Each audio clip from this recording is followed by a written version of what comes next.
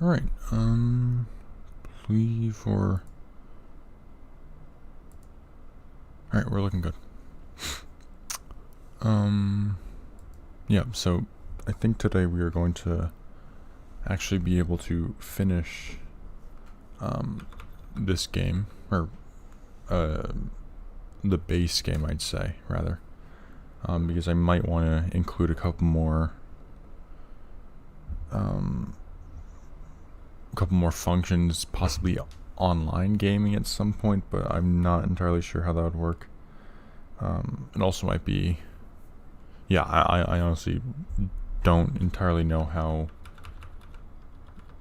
I would be able to do that, but for now, I'm just have planned to polish up a couple things. So we're going to be adding the scoring system, so you display the score, and then we'll also add a pause button just to make it more of a game, I'd say. Okay, so let's start with the score. So let's go to the top of the. Let me just turn this down just a tad, because it's kind of loud.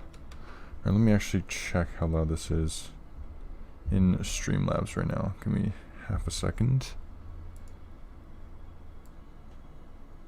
Okay. Alright, yeah, we're good.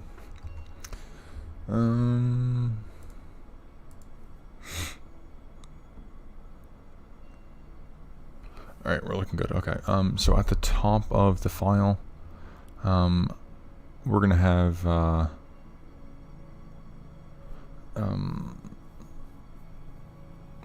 values to store the scores. So let's have an unsigned int left score is equal to 0, and unsigned int right score is equal to 0. So these are just gonna be global variables to make it easier.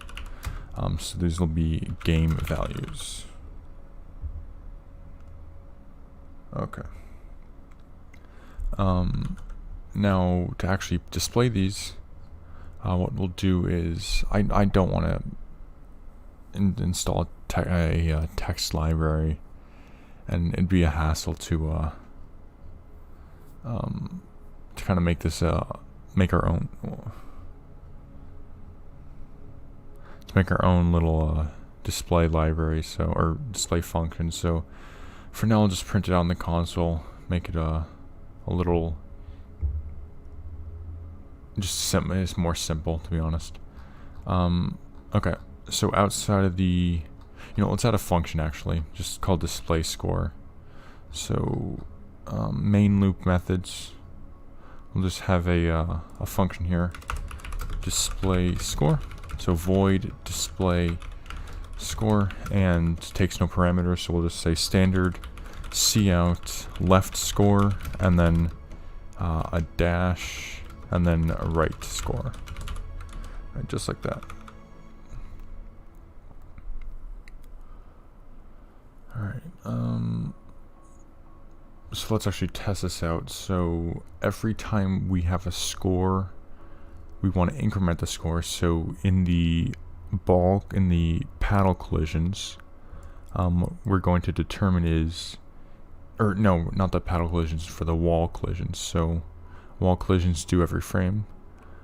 So this is with the floor ceiling, so we don't care. Now, if it's with the left wall, what we want to say, we want to increment the score of the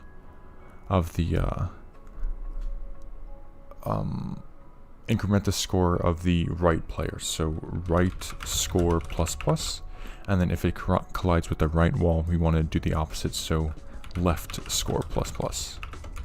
And then do we want to?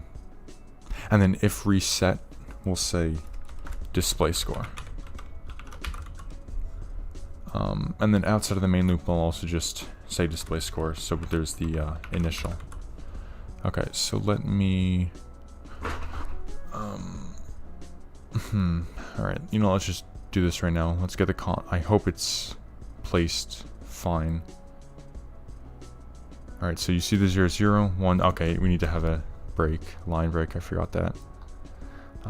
So std end L.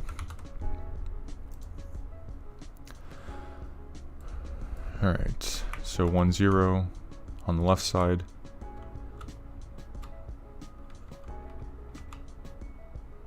Yeah, this is a bit slow, so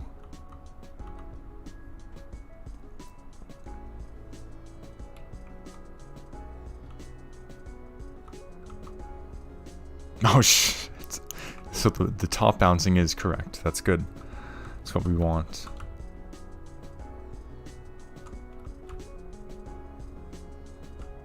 You know what, so the scoring is working, that's good.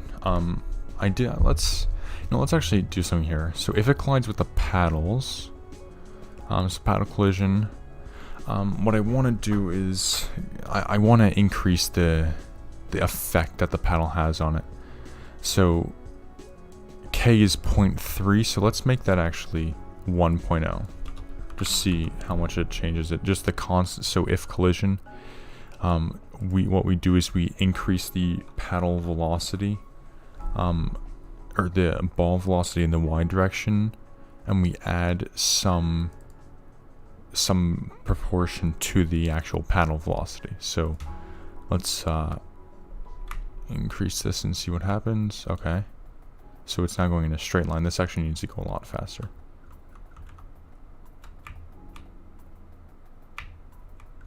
Alright, that's looking okay.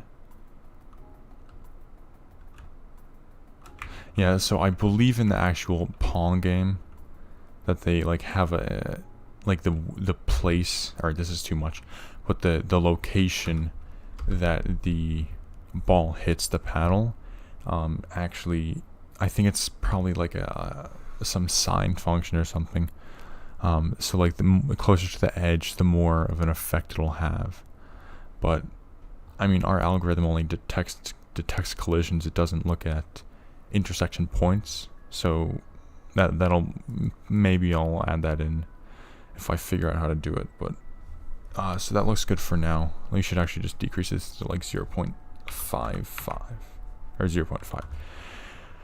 And then the x velocity we can increase by 1.1. That'll be good. And then I also wanted to increase the paddle velocity by some amount. So let me see here. So on process input, paddle speed, I just want to increase a bit because they were going a bit slow. Paddle speed 150 pixels per second. Let's make that 175. Okay, so now things should be looking a little more like a game, but now let's actually add a pause function. So we have to have a couple of Boolean values here. So what we could do is just, or you know, let's just do this now. So for the game values, we're going to have a Boolean. So bool is paused is equal to false.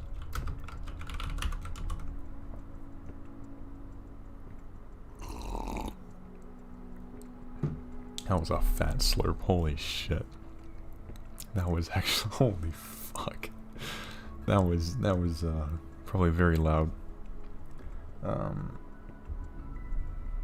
Okay.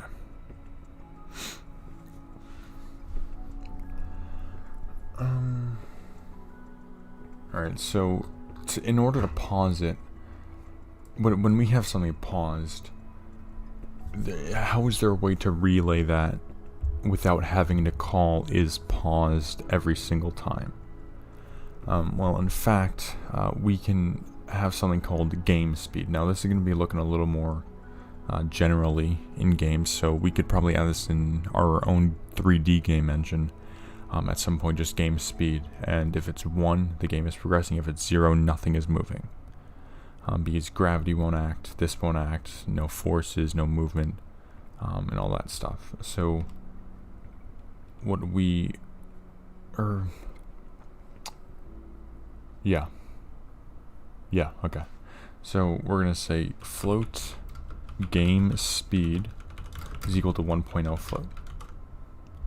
And now to actually implement the game speed, let's go to the main loop and where we update the position and the positions of the paddles and the balls. So where we say times dt, every time you say times dt, what we have to say is times game speed. So we have kind of two time factors here. So the DT is the machine speed, kind of, and then game speed is kind of the programmer's input on how fast the game should move. So if we run this, it should be normal. But let's try increasing the game speed to like 5 and see how much faster everything is. Yeah, that's a lot faster. And also, oh, this is very fast. Holy fuck. This is, oh, Jesus Christ, I think this is breaking the fucking game. Oh, okay, yeah, this is, we have some fucking shit to work out. Oh my god, this is just so bad. Oh my god. I think our engine is a little bit broken.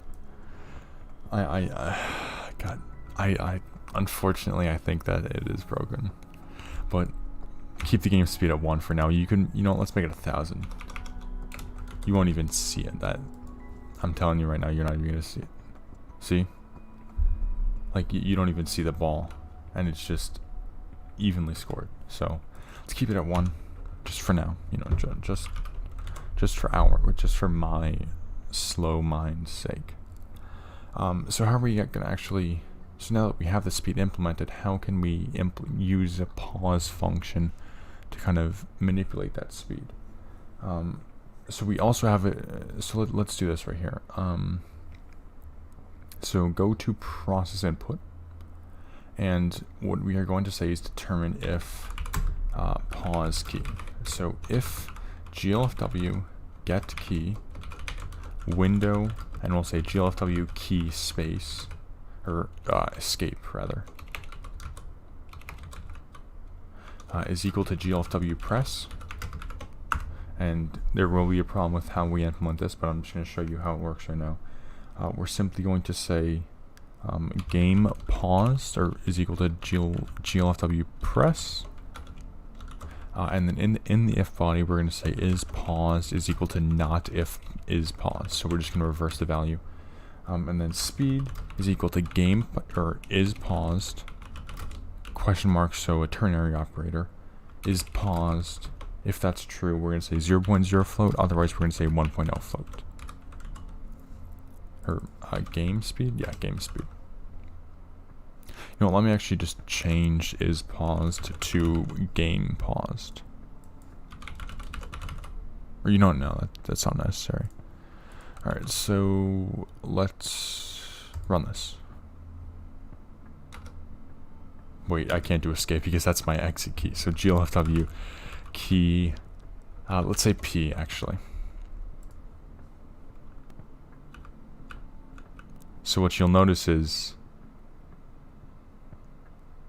something's wrong, right? Well, it's stopping now, but I press the key. So what happens is glfw press. When we call glfw get key every frame, it's just getting the current state. It's not looking at if it was just pressed. If this is the first frame that it's pressed on, it's only looking if the key is down.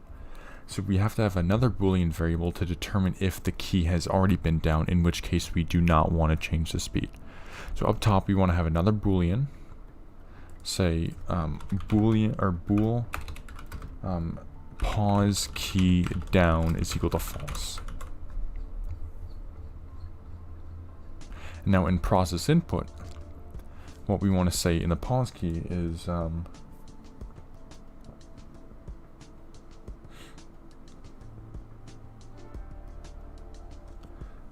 sorry, 1 second. I'm just looking. I'm trying to make sense of what the notes I wrote. All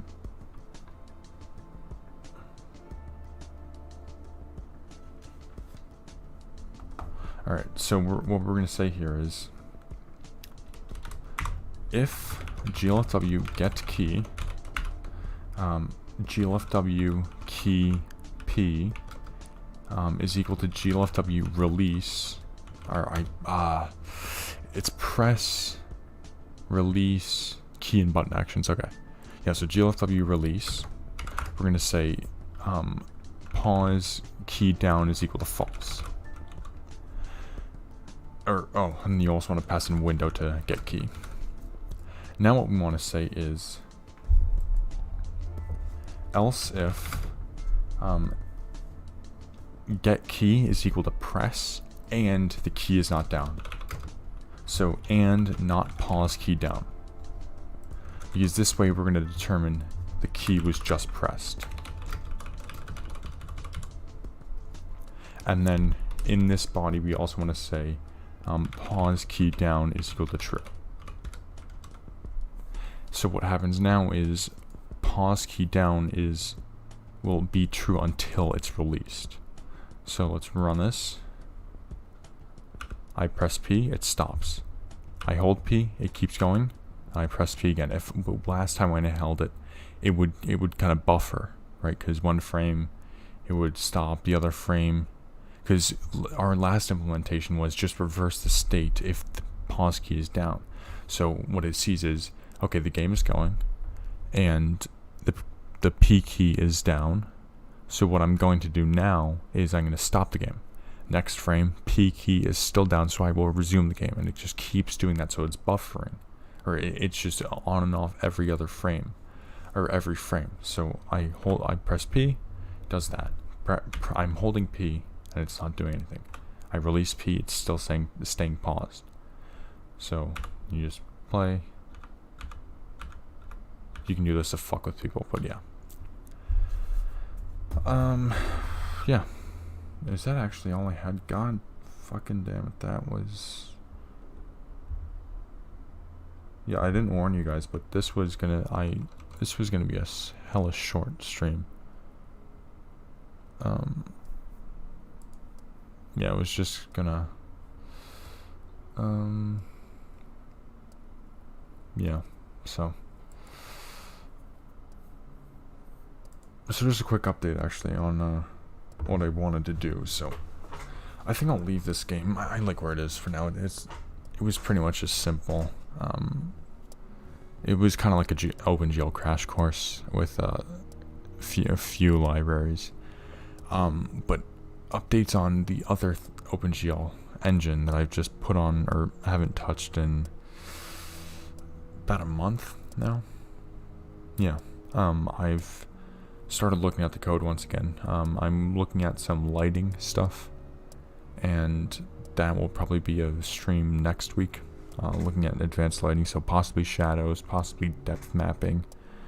But yeah, we'll see where that takes us. And then I also, you know, I'm just gonna put this all in an update video next week, because I have put it on hold for a while. But yeah, so this was quick, actually. 18 minutes, not even 20 minutes. I probably should have made this a video, but anyway, thank you guys for watching, and I will release that video within the week, I'd say. And then yeah, so game's good word is, I think you guys can find some cool stuff to implement, and if you do find something else to implement, send me a link to it, definitely, because I do definitely want to, I'd want to see it, and just claim ownership of it, because it's all me. You didn't do any of that, this was all me. I'm only kidding. If you send it to me, don't trust me, put a license on it so I can't steal it, and also don't send me porn. Like, I would not appreciate if you sent me a link to porn. Just I would not enjoy that. But anyway, it's been a fun short series. Yeah, so I'll see you on Friday when I think I'm streaming next. But until then, have a good one, and look at this code and improve it. And I'll see you then. Adios.